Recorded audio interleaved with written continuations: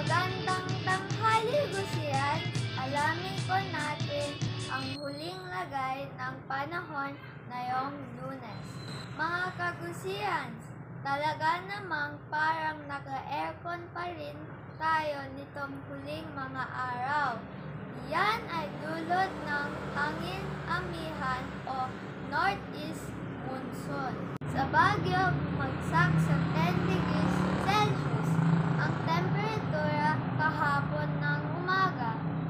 Iyan na ang pinakamababang naitala na yung amihan season na nagsimula noong November 2020. Apektado pa rin ng malamig na amihan ang alon diyan sa baybayin ng Ilocos Norte, Cagayan Valley, Quezon, Bicol Region at Davao Oriental na posibleng umabot pa sa 4.5 meters ang taas ng alon.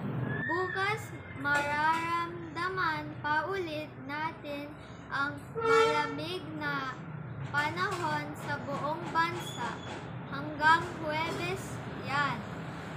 At titignan pa natin baka hanggang weekend ay tuloy-tuloy pa ang paghihip na malamig na hangin.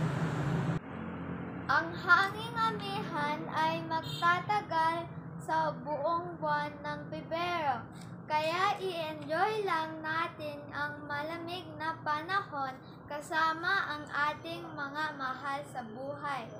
At ang latest sa Ulat Panahon. Ako si Albert Jose Elmar